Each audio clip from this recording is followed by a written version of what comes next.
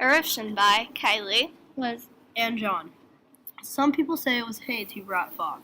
Some people insist it was Poseidon. That's the thing about myths, it all depends on who is telling the story. As one story goes, Demeter was god of the harvest and crops, so she loved plants. She had beautiful brown hair that was very long. She was very gentle and kind to everyone. Her favorite place was Ariftion, an island that grew the rarest flowers in the world. One day, Demeter was inspecting Ariftion when Poseidon rolled in on a wave. Poseidon was the god of the sea. He had sea blue eyes and crazy blonde hair. He had followed her from Olympus to Ariftion. Demeter was busy looking at her favorite flower, the weeping rose, a bright red flower. It was said that every time it rained, you could hear the sounds of people crying. When Demeter turned around, Poseidon was making smooching lips behind her. Demeter screamed. She didn't know what else to do. Hades heard Demeter scream and thought, "This is perfect. I'll turn your island into a wasteland."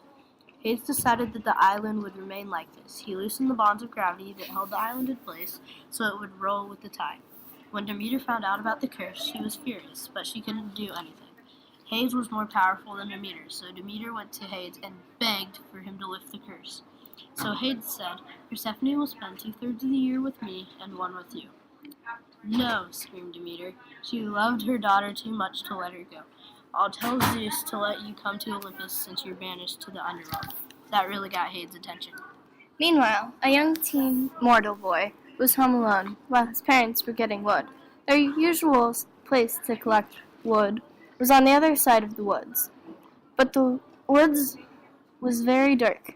As the mortal boy saw the sun was rising, he thought to himself, "They're taking too long."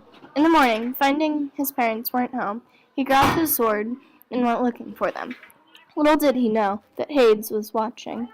Hades thought the mortal boy was a threat to him and had to kill him. You see, Hades had come up with a plan to corner Demeter into giving him more time with Persephone. Later on, Hades put down the white thick substance so the mortal boy could not follow, but he did.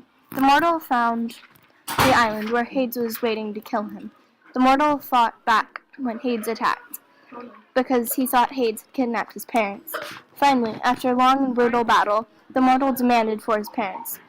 Hades, being absolutely clueless to the subject, asked, "What are you talking about?"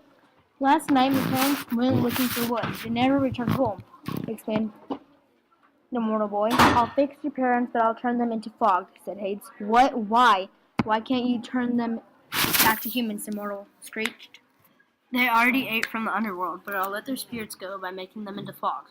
The boy was fine with this because he wanted to know his parents lived in some way.